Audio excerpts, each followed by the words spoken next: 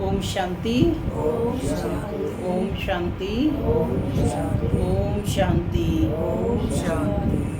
आज 8 मई 2024। आज बाबा ने मीठी मधुर मुरली में बताया कि सर्वशक्तिमान बाप पूरे विश्व का कल्याण करने आए हैं। या एक दो का कल्याण करना है या सिर्फ भारत का कल्याण करना है? सबका करना है ना। तो सबको बाप का परिचय देना है ताकि सभी का जीवन जो है खुशियों से भर जाए और वे भी परम पिता परमात्मा को पहचान लें। तो बाबा कहते ऐसी सेवा कैसे होगी? वह निस्वार्थ और सच्चे दिल से होगी। स्वार्थ रहित होकर के करेंगे तब ऐसी सेवा हो सकेगी, क्योंकि वो हद की सेवा नहीं है। कैसी है? बेहद की सेवा। तो क्या करना है?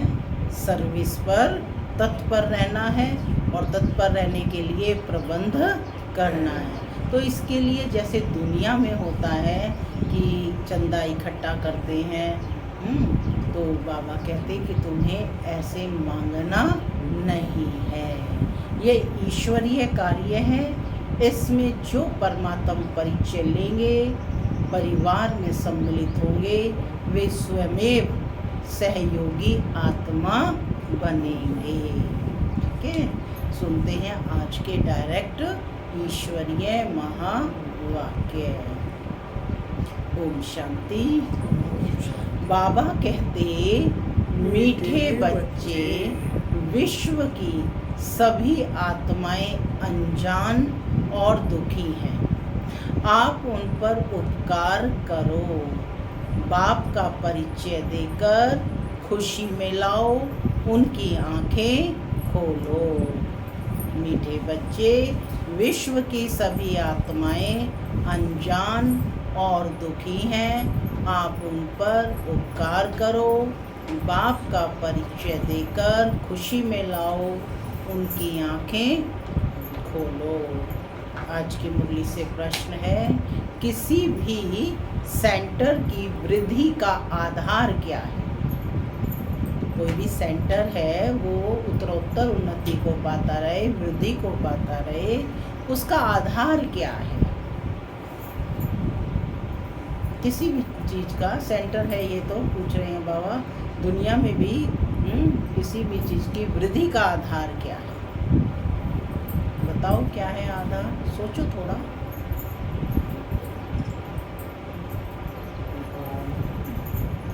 थोड़ा ऊंचा बोलो।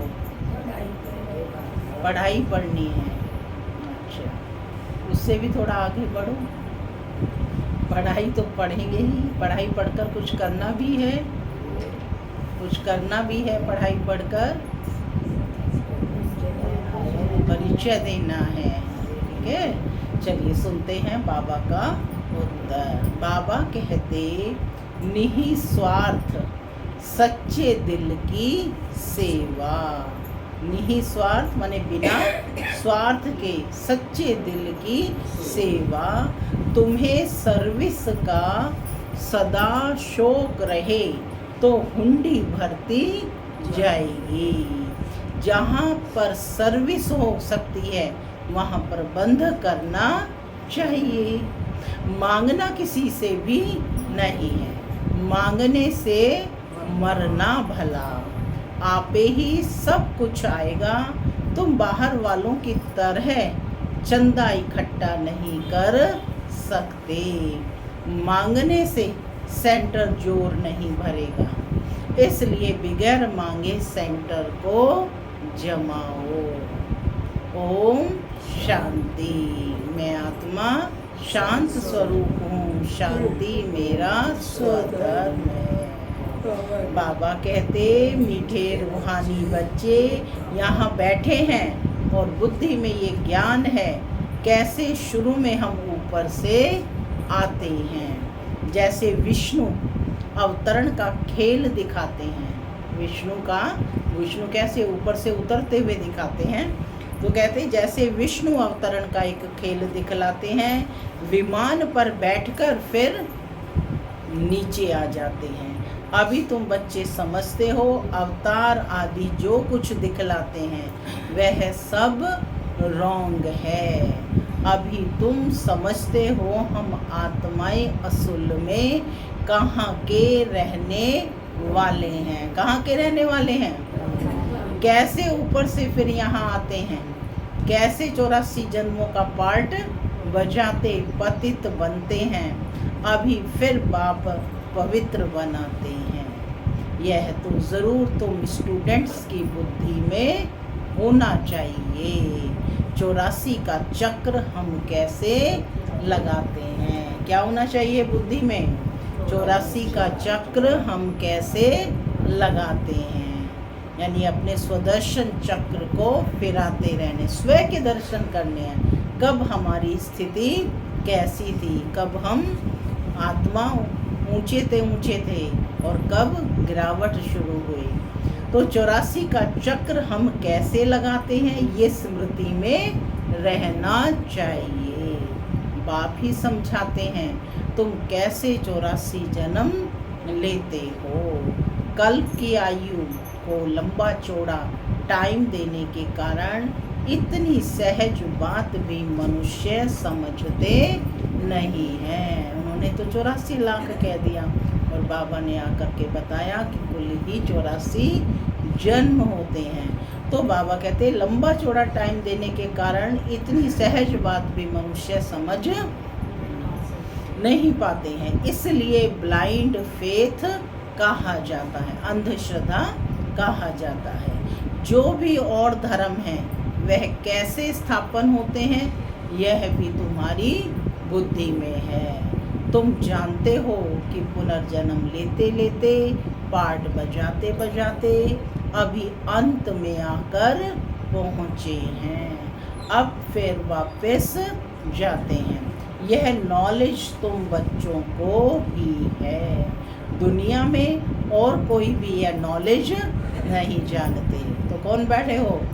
भाग्यशाली आत्माएं बैठे हो, है ना, कि दुनिया में यह नॉलेज और कोई भी नहीं जानते। तो कैसे जाने? बाप के बच्चे बने, नॉलेजफुल, है ना, जो ज्ञान का सागर है उसके बच्चे बने तो ये नॉलेज जान गए। कहते भी हैं कि 5000 वर्ष पहले भारत में पैराडाइज था, परंतु वह क्या था ये नहीं जानते हैं। ज़रूर आदि सनातन देवी देवता धर्म का राज्य था, परंतु ये बिल्कुल नहीं जानते। तुम समझते हो कि हम भी पहले कुछ नहीं जानते थे। माने इस ज्ञान में आने से पहले क्या जानते थे? नहीं जानते थे ना। बाबा के बच्चे बने तो सारी नॉलेज समझ में आई। और धर्म वाले ऐसे थोड़े ही हैं कि अपने धर्म स्थापक को नहीं जानते। और धर्म वाले अपने अपने धर्म स्थापक को जानते हैं, सबको पता है, लेकिन हिंदू धर्म वाले जो अपने को कहते हैं वे अपने धर्म स्थापक को नहीं जानते, वो धर्म का ही नाम नहीं जानते। तो कहते तुम अभी जानकर नॉलेजफुल बने हो, बाकी सारी दुनिया अनजान है। हम कितने समझदार बने थे, फिर अब बेसमझ अनजान हो गए हैं। मनुष्य होकर अथवा एक्टर्स होकर हम नहीं जानते थे। मनुष्य होकर अथवा एक्टर्स होकर हम नहीं जानते थे। नॉलेज का प्रभाव देखो कैसा है। माने हम एक्टर्स हैं और डायरेक्टर को नहीं जानते हैं। तो बाबा कहते हैं कि नॉलेज का प्रभाव देखो कैसा है, ये तुम ही जानते हो। तो बच्चों को अंदर में कितना गदगद होना चाहिए। जब बाप के बच्चे बने ज्ञान सागर के तो सब कुछ जान गए। तो बाबा कह रहे हैं तुम्हें अंदर में कितना गदगद होना चाहिए। जब धारणा हो तब ही अंदर में वह खुशी आए। खुशी कब आएगी?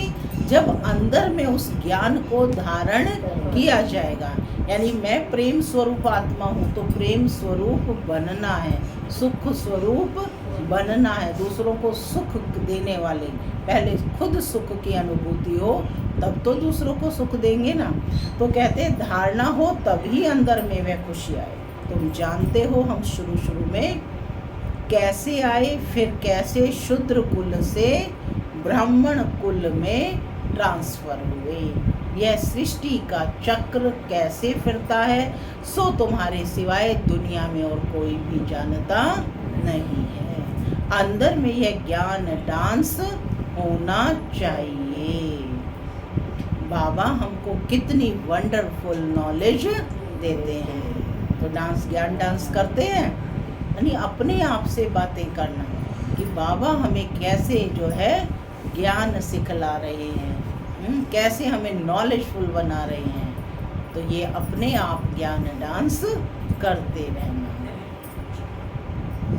तो बाबा कहते हैं कि हमको कितनी वंडरफुल नॉलेज देते हैं, जिस नॉलेज से हम अपना वर्षा पाते हैं। लिखा हुआ भी है कि इस राजयोग से मैं तुमको राजाओं का राजा बनाता हूँ, परंतु कुछ समझ में नहीं आता था जब आरंभ में कि वे कैसे राजाओं का राजा बनाता है, ये समझ में नहीं आता था।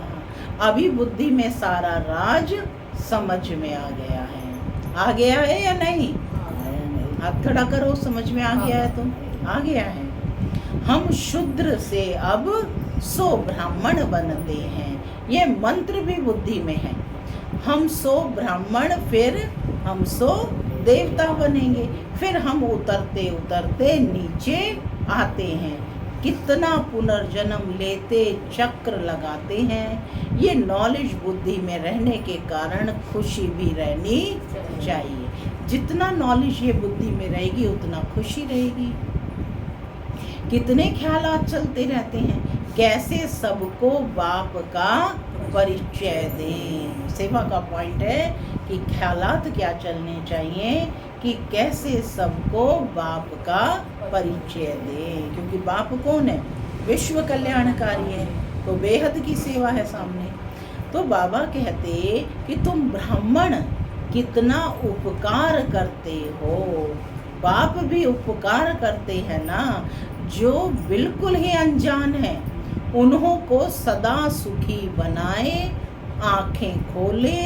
खुशी होती है ना जब उनको परिचय देते हैं, है ना, फिर उनकी भी किस्मत जग जाती है। तो बाबा कह रहे हैं क्या होती है? खुशी होती है ना। जिनको सर्विस का शौक रहता है उन्हों के अंदर में आना चाहिए कि बहुत खुशी होनी चाहिए। हम आत्माएं कहाँ की रहने वाली हैं, फिर कैसे आती हैं पार्ट बजाने। कितने ऊंच बनते हैं, फिर कैसे नीचे आते हैं।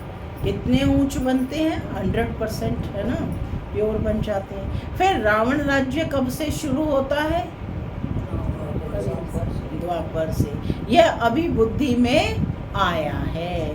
भक्ति और ज्ञान में रात दिन का फर्क है। शुरू से भक्ति किसने की है? तुम कहेंगे पहले पहले हम आए तो बहुत सुख देखा, फिर हम भक्ति करने लगे। पूज्य और पुजारी में कितना रात दिन का फर्क है। तुम्हारे पास अभी कितना ज्ञान है सबके पास ज्ञान?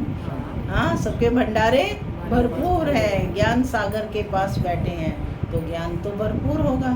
तो बाबा कह रहे हैं कि तुम्हारे पास अभी कितना ज्ञान है, कितना ज्ञान है। खुशी होनी चाहिए ना। कैसे हमने 84 का चक्र लगाया है, कहाँ 84 जन्म और कहाँ 84 लाख। इतनी छोटी सी बात भी किसके ध्यान में नहीं आती है। लाखों वर्ष की भेंट में तो यह 1-2 रोज के बराबर हो जाता है। यानी 84 लाख और 84 जन्म। तो बाबा कहते इनकी जो तुलना करें, भेंट करें, तो ये 1-2 रोज के बराबर हो जाता है।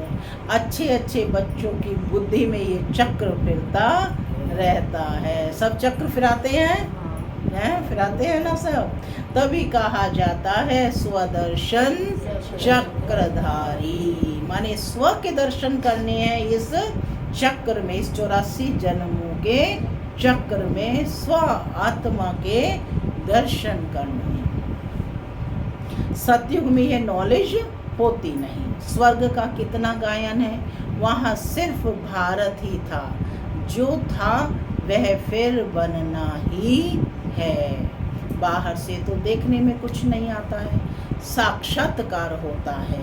तुम जानते हो यह पुरानी दुनिया अब खत्म होनी है, फिर नंबरवार हम नई दुनिया में आएंगे। आत्माएं कैसे आती हैं, पार्ट बजाने, वह भी तुम अब समझ गए हो। आत्माएं ऐसे कोई ऊपर से उतरती नहीं है, जैसे नाटक में दिखाते हैं। उन्होंने दिखाया ना कि देव आत्माएं ऊपर से उतरने लग रही है, विष्णु अवतरण दिखाते हैं। आत्मा को तो इन आँखों से कोई देख भी ना सके। बताइए, देख सकते हैं क्या? नहीं, है ना, क्योंकि आत्मा और परमात्मा इतने सूक्ष्म है कि इनको इन स्थूल आँखों से देख नहीं सकते। आत्मा कैसे आती है, छोटे शरीर में कैसे प्रवेश करती है, बड़ा ही वंडरफुल खेल है। ये पढ़ाई ईश्वरीय है। कौन सी पढ़ाई है? ईश्वरीय पढ़ाई है। इसमें दिन रात ख्यालात चलने चाहिए। हम एक बार समझ लेते हैं, जैसे कि देख लेते हैं।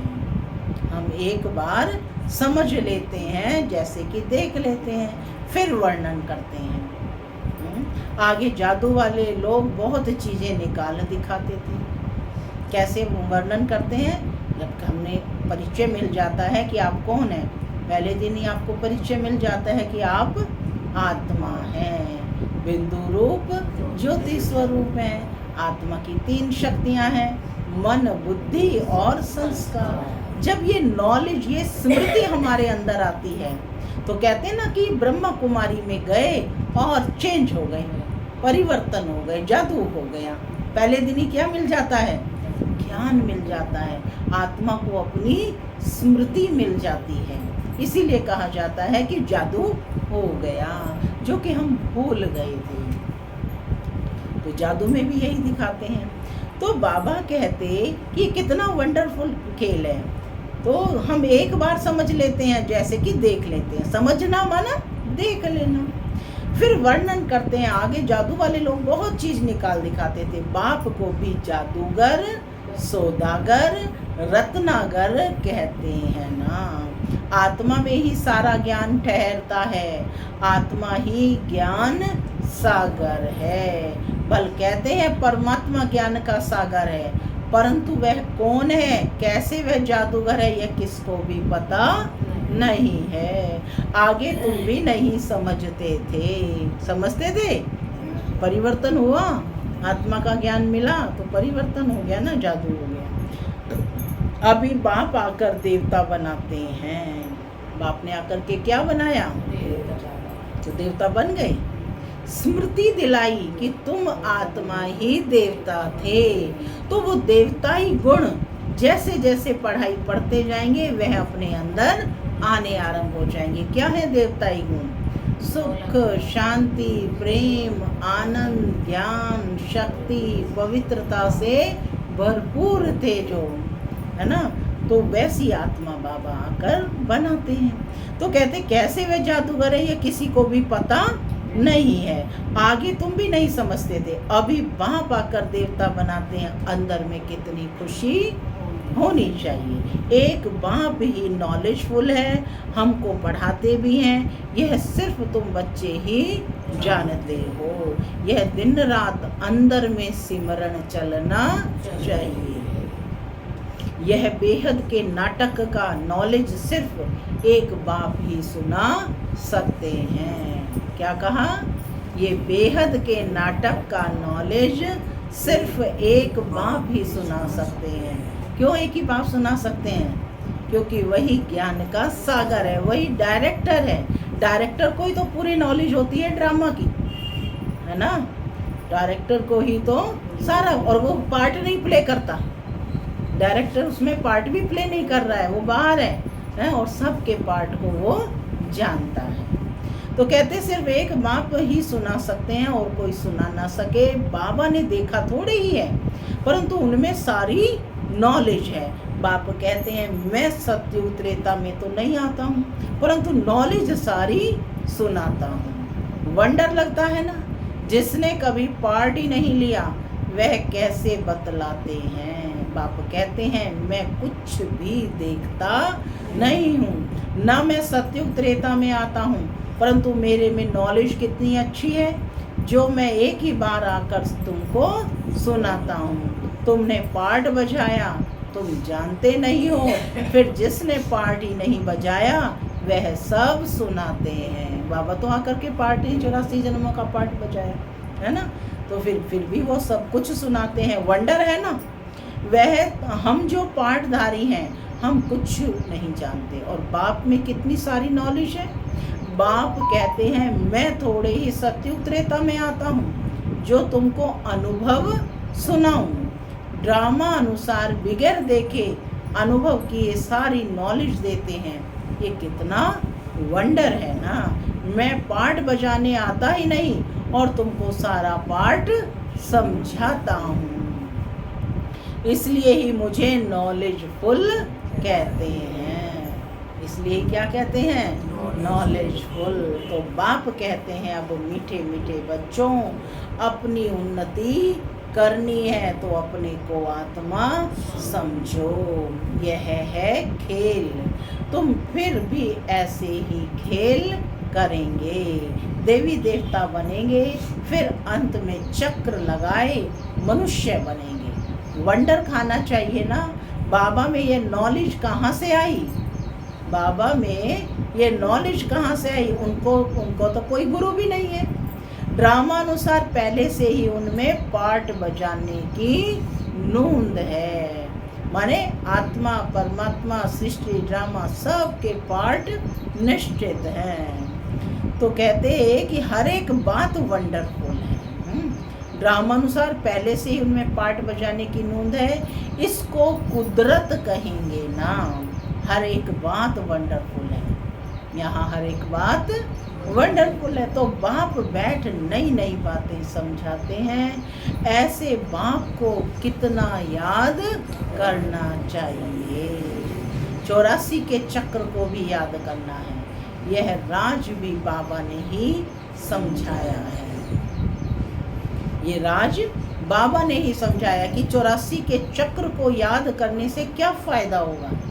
तुम्हें अपने जन्मों की स्मृति आएगी कि कब मैं आत्मा कितने कलाओं से, तो मुझे अब क्या बनना है। एम ऑब्जेक्ट मिल गया ना, फिर तो मुझे 100% लक्ष्मी नारायण सदृश बनना है। तो इसलिए 84 जन्मों का चक्र रिपीट करना है।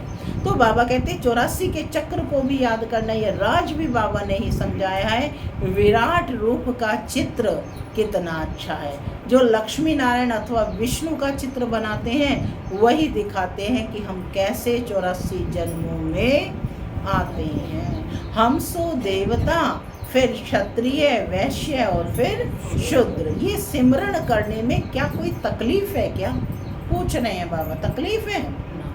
बाप है नॉलेजफुल, कोई से पढ़ा थोड़े ही है, न शास्त्र आदि ही पढ़ा है। बगैर कुछ भी पढ़े, बगैर कुछ किए इतनी सारी नॉलेज बैठ सुनाए, ऐसा तो कभी देखा नहीं है। बाप कितना मीठा है। भक्ति मार्ग में कोई किसको और कोई किसको मीठा समझेंगे। जिसको जो आता है उनकी पूजा करने लग पड़ते हैं। बाबा बैठ सब राज समझाते हैं। आत्मा ही आनंद स्वरूप है। क्या है आत्मा? आनंद स्वरूप। आनंद स्वरूप है। फिर आत्मा ही दुख रूप छीछी बन जाती है। भक्ति मार्ग में तो कुछ भी तुम नहीं जानते थे। मेरी कितनी महिमा करते हैं परंतु जानते कुछ भी नहीं है। माने बाप की महिमा तो बहुत करते हैं, है ना, भक्ति मार्ग में, लेकिन जानते कुछ भी नहीं है। यह भी कितना वंडरफुल खेल है। ये सारा खेल बाबा ने समझाया है। इतने चित्र सीढ़ी आदि के कभी देखे भी नहीं थे। देखे थे ये सीढ़ी के चित्र क्या पहले थे? नहीं थे ना। अब देखते हैं, सुनते हैं, तो कहते भी हैं कि यह ज्ञान तो यथार्थ रीति ही है, परंतु काम महाशत्रु है, इस पर जीत पानी है। तो यह सुनकर ढीले पड़ जाते हैं। तुम कितना समझाते हो, समझते ही नहीं। कितनी मेहनत लगती है, यह भी जानते हैं। कल्प पहले जिन्होंने समझा था वही समझेंगे। दैवी परिवार वाले जितने बनने वाले होंगे उन्हों को ही धारणा होगी, माने उनको इजी लगेगा, उनको ज्ञान अच्छा लगेगा। यहाँ कोई टालटालियाँ तो बच नहीं रही हैं, यहाँ तो क्लास है, ज्ञान की क्लास है ना, पढ़ाई है, पढ़ाई से ही बनना है। उन्हों को ही धारणा भी फिर अच्छी होगी। तुम जानते हो हम श्रीमत पर राजधानी स्थापन करते हैं। बाप का डायरेक्शन है, औरों को भी आप समान बनाओ, खुद बनो और फिर आप समान बनाओ। अब बाप सब ज्ञान सुना रहे हैं, तुम भी सुना रहे हो, बाप भी सुना रहे हैं और फिर तुम भी सुना रहे हो। नॉलेजफुल के बच्चे मास्टर नॉलेजफुल बनकर सबको सुना रहे हो। तो जरूर ये शिव बाबा का रथ भी सुना सकता होगा। शिव बाबा का रथ जिसमें बाबा आते हैं, कल तो बाबा ने परिचय दिया ना कैसे बाजू में आकर बैठते हैं ना, तो यह रथ भी सुना सकता होगा, परंतु अपने को गुप्त कर देते हैं, अपने को गुप्त कर देते हैं। तुम शिव बाबा को ही याद करते रहो। क्या कहा जाता है ब्रह्मा को याद करते, क्या कहा जाता है? शिव बाबा को याद करते रहो। तो बाबा कहते कि तुम शिव बाबा को ही याद करते रहो, इनकी तो उपमा यानी महिमा भी नहीं करनी है। ब्रह्मा की कहीं महिमा करते हैं? नहीं करनी। सर्व का सद्गति दाता, माया की जंजीरों से छुड़ाने वाला एक ही है। बाप कैसे बैठ तुमको समझाते हैं, यह तुम बच्चों के सिवाय और कोई को पता ही नहीं है। मनुष्य ये भी नहीं जानते कि रावण क्या चीज़ है, हर वर्ष जलाते ही आते हैं।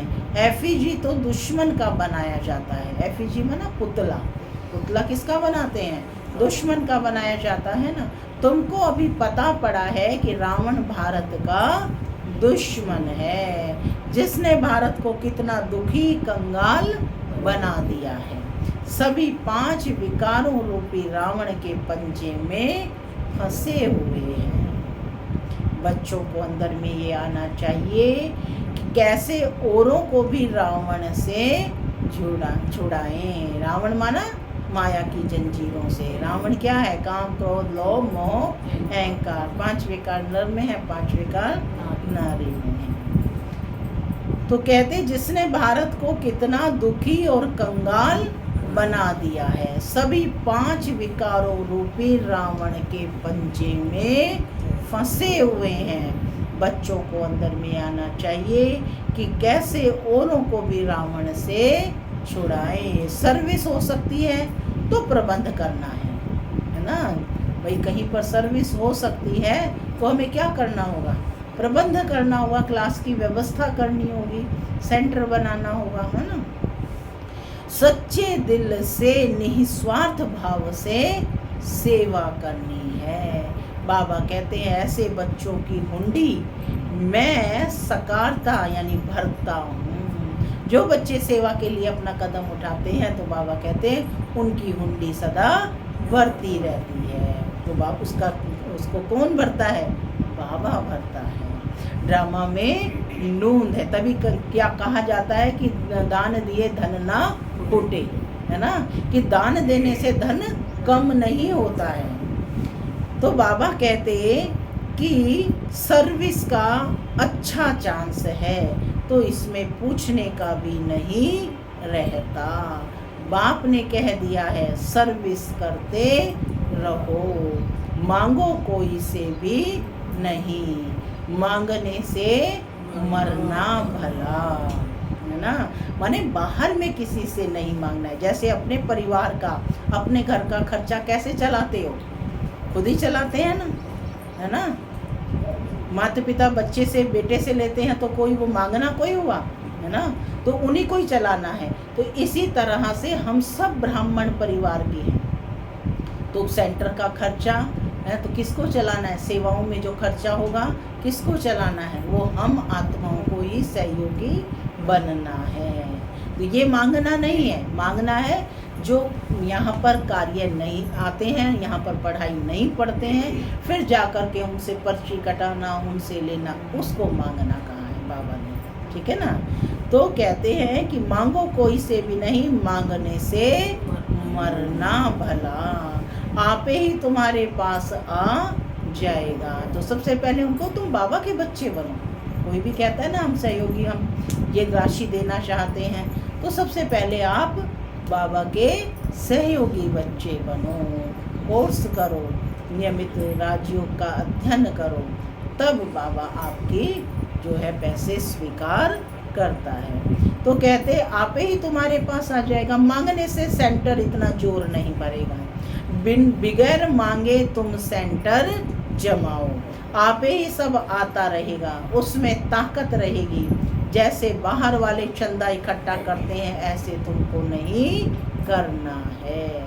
मनुष्यों को तो कभी भगवान नहीं कहा जाता, ज्ञान तो है बीज। ज्ञान क्या है, बीज। बीज रूप बाप बैठकर तुमको ज्ञान देते हैं। बीज ही नॉलेजफुल है ना, बीज में ही सारा कुछ भरा हुआ है, बीज में ही पूरा वट वृक्ष समाया हुआ होता है।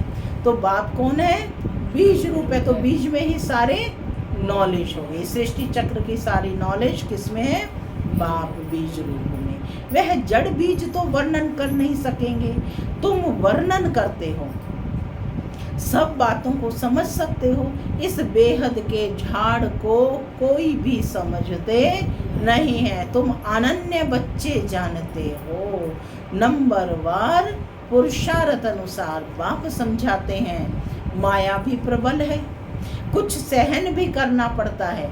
कितने कड़े कड़े विकार हैं, अच्छे अच्छे सर्विस करने वालों को, चलते चलते सर्विस करने वालों को ऐसी माया की चमाट लग जाती है। कहते हैं हम तो गिर गए, सीढ़ी ऊपर चढ़ते चढ़ते नीचे गिर पड़ते हैं, तो की कमाई सारी चट हो पड़ती है। दंड तो जरूर मिलना चाहिए। बाप से प्रतिज्ञा करते हैं, ब्लड से भी लिख कर दिया, फिर भी गुम हो गए।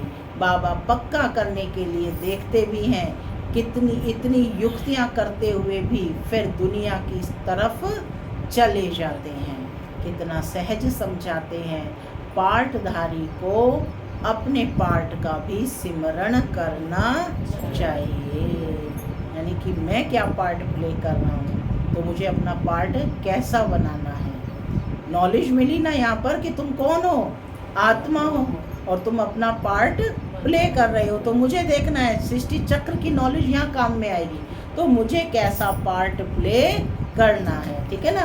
पार्टधारी को अपने पार्ट का भी सिमरण करना चाहिए। अपना पार्ट कोई भूल थोड़े ही सकता है। बाप तो रोज रोज भिन्न प्रकार से समझाते रहते हैं, तुम भी बहुतों को समझाते हो, फिर भी कहते हैं कि हम बाबा के सम्मुख जाएं। बाप का तो वंडर है, रोज मुरली चलाते हैं, वह है निराकार, नाम रूप देश काल तो है नहीं, फिर मुरली कैसे सुनाएंगे। वंडर खाते हैं, फिर पक्के होकर आते हैं। दिल होता है ऐसा बाप वर्षा देने आए हैं, उनसे ज़रूर मिलें। इस पहचान से आकर मिलें तो बाप से ज्ञान रतन धारण कर सकें। जब ये बात दिल में हो तब बाप से आकर मिलें तो ज्ञान रतन धारण कर सकें, श्रीमत को पालन कर सकें। अच्छा मीठे मीठे सिक्के लधे बच्चों प्रति माता पिता बाप दादा का याद प्यार और गुड मॉर्निंग। रूहानी बाप की रूहानी बच्चों को नमस्ते। हम रूहानी बच्चों की रूहानी माता पिता दादा को याद प्यार गुड मॉर्निंग और नमस्ते नमस्ते। सदा रहो हंसते बनो फरिश्ते। धारणा के लिए मुख्य सार। पहला, ज्ञान को जीवन में धारण कर खुशी में गदगद होना है। वंडरफुल ज्ञान और ज्ञानदाता का सिमरण कर ज्ञान डांस करना है। दूसरा, अपने पार्ट का ही सिमरण करना है, दूसरों के पार्ट को नहीं देखना है। माया बड़ी प्रबल है, इसलिए खबरदार रहना है। अपनी उन्नति में लगे रहो। क्या कहा बाबा ने? अपनी उन्नति में लगे रहो। अपना पार्ट का सिमरन करना है, अपने को देखना है, सर्विस का शौक रखो। आज का वरदान है, अच्छाई पर प्रभावित होने के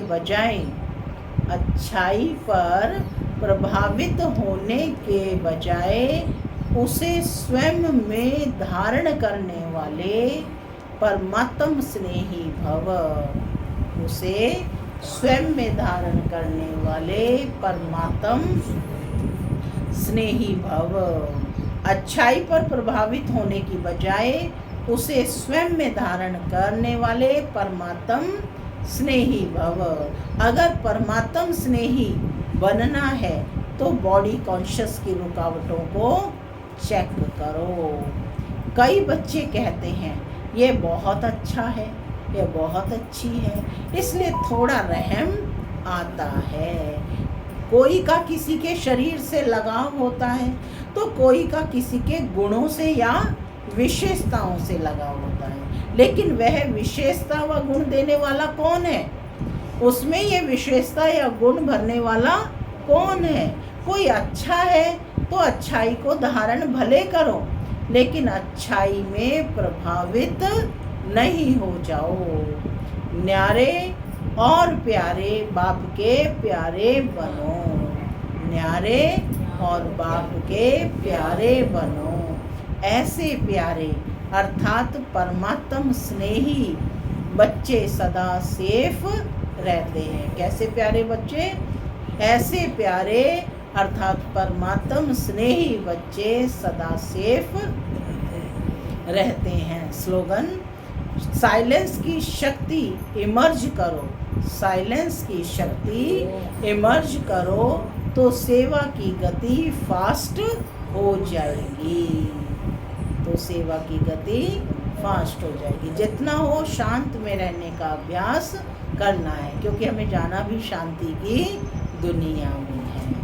ओम शांति।